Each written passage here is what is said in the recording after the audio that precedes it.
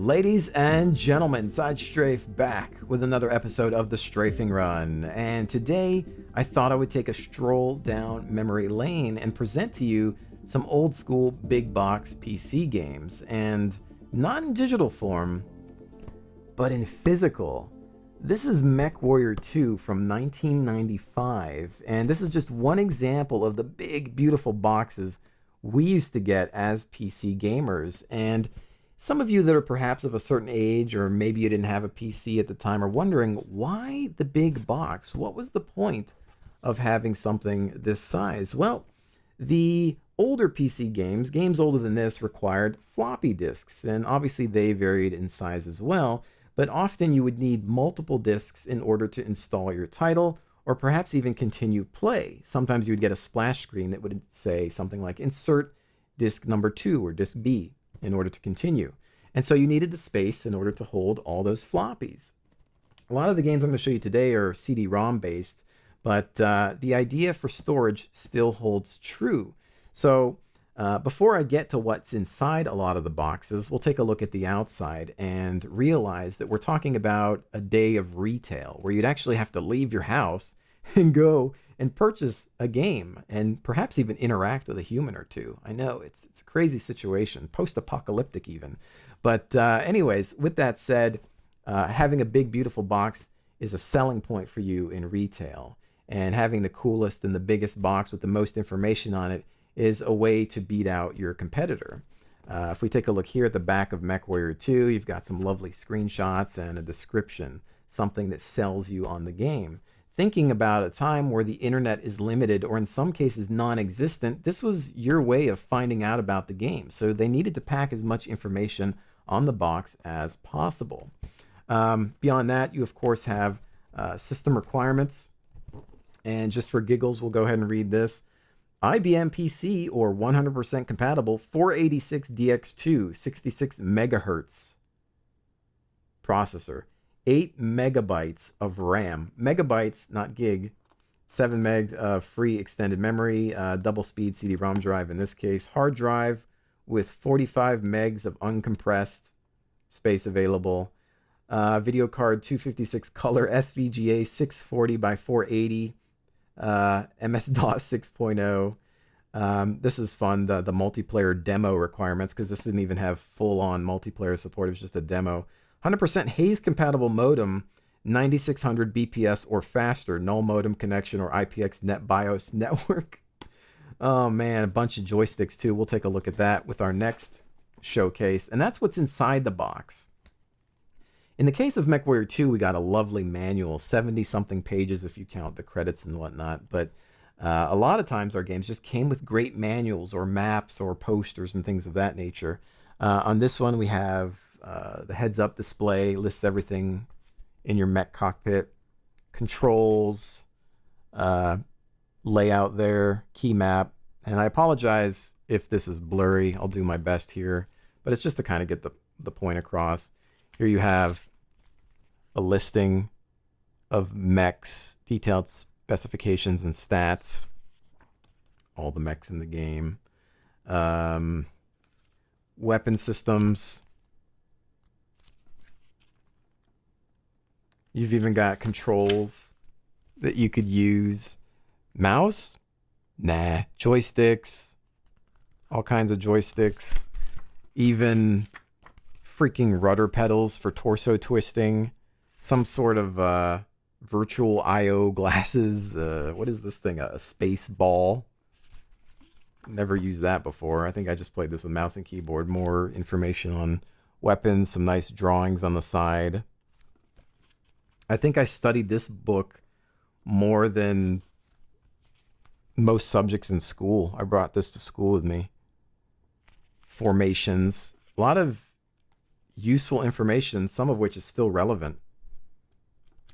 I miss this. I really do miss having physical goods in a box, which is why I end up buying collector's editions more often than not if they come with some neat things. Another example would be Tom Clancy's Rainbow Six, the original from 1998. Another beautiful big box. The original Red Storm Entertainment. There's not a Ubisoft logo anywhere to be found. This is before Ubisoft, when Red Storm was a North Carolina-based developer funded by Tom Clancy himself.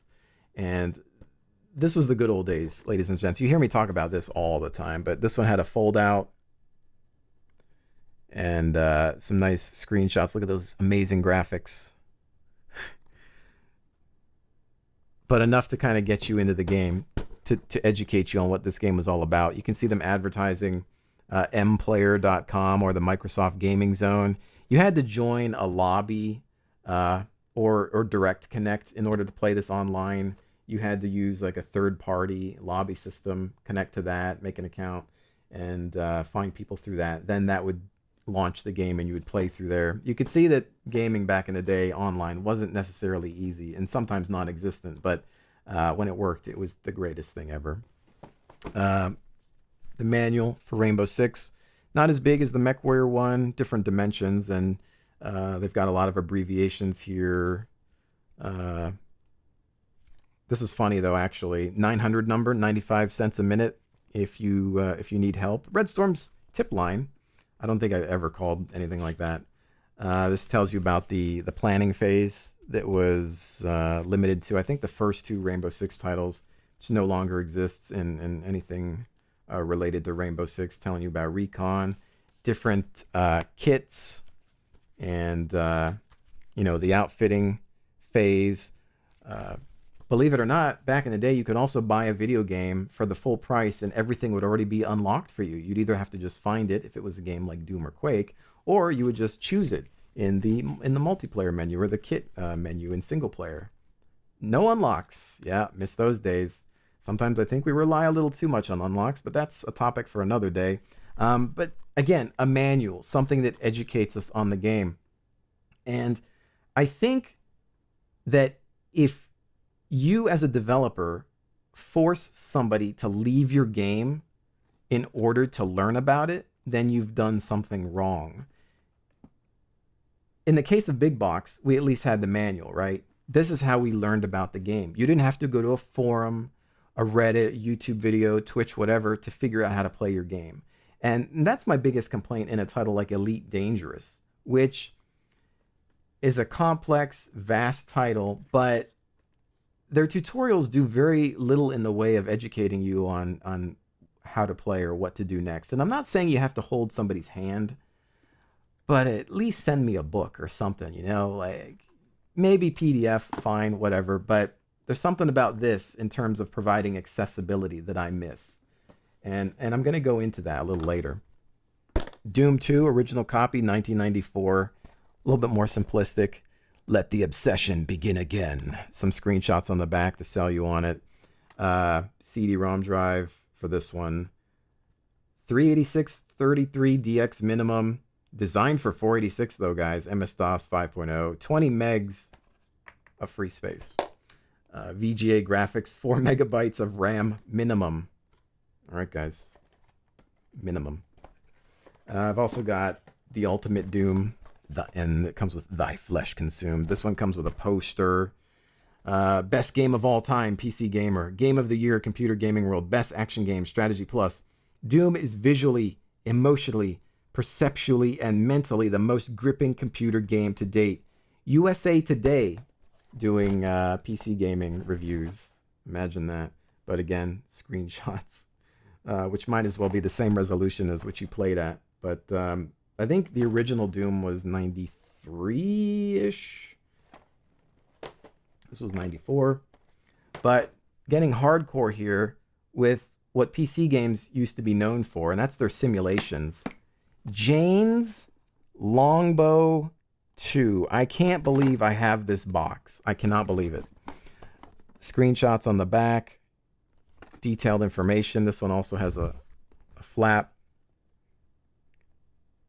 The full spectrum of modern helicopter war machines. And of course, the best part, now this is circa 1997, I believe, yeah. First edition. Spiral bound manual. Look at that. That's beautiful. This thing is chock full of information about the longbow and its weapon systems. Let me see what I can show you. This is what I find really cool. Tactics.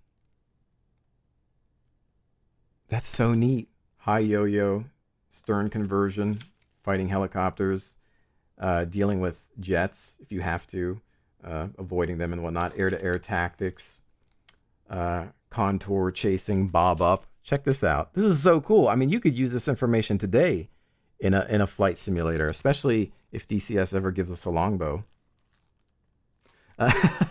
Calling for backup airstrike damage, laser failure, FCR fail, collective stick, cyclic stick. Look at all this detailed information. Dealing with your HUD and everything like that. I mean, that's just incredible. I love stuff like this. And again, this was like a $50 game. $60 games didn't really show up until consoles when they had to do licensing fees. So they added on, they tacked on like the extra $10. But if you look at that game, you look at the variety of games that I showed you, you can see the difference in games, right? There was a vast difference. You had your arcadey, science fiction, fantasy type titles, right? Like Doom. And then you had your tactical simulation, your hardcore flight simulation, right?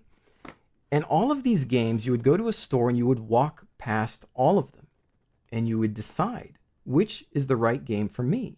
And you would read about it and you'd look at the screenshots and you'd say, you know what, I'm going to give this a shot. And often I think that this would get you into something that you didn't think you would ever play. For example, Longbow 2 or Mech Warrior or the original Rainbow Six, right? These are games that nowadays might not necessarily do well in a purely digital form, because now we're dealing with media and the internet and how information is presented to us. And often we're having to deal with people providing us with information that in some cases aren't reliable. And so we don't necessarily know exactly what to get into. And I think the nice thing about going into a shop and looking at a box is that you are free to make that decision on your own. And yes, you'd be dealing with what the developer or publisher is telling you on the back of a box, but I think for the most part, you could decide for yourself through word of mouth or a magazine article, or maybe just talking to the person that works at the shop. And with that said, maybe you decided to get into Jane's Longbow, a game that today would probably not sell very well because of an intimidation factor or a lack of information. But with this title, when you bought the box of this, you were presented with the way to play in the box. You were given a book. You didn't have to go to the forums or Reddit or a website to download a PDF. You were given a physical manual. Everything you needed to know on how to get into Jane's Longbow was right here for you. Same thing with Mech Warrior and Rainbow Six, and even to a lesser extent, Doom. It's a thinner manual, but it still has everything you need to know to play. Some of these manuals even include graphical settings. I think the Rainbow Six one, for example, tells you about your options menu and how to set your graphics and what they mean.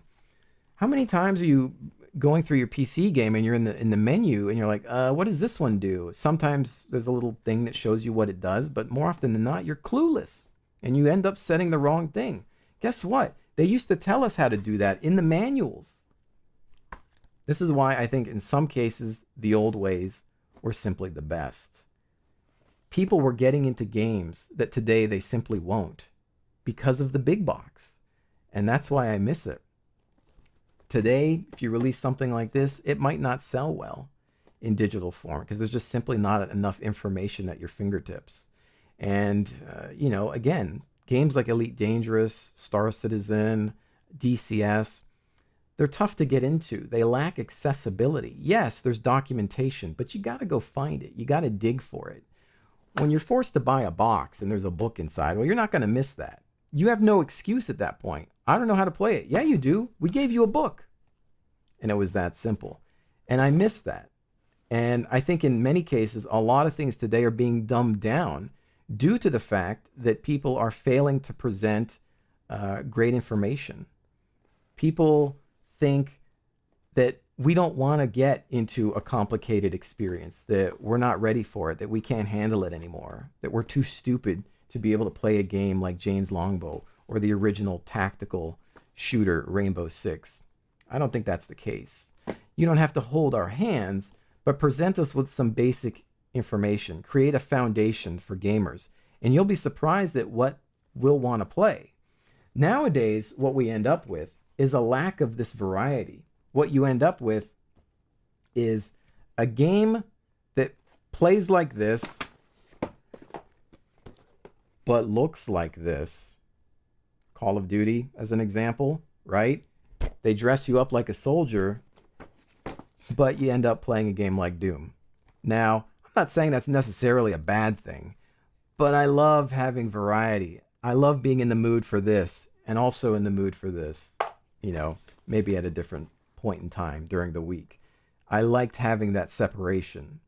And I think a lot of it simply goes back to the fact that we were forced to walk through stores.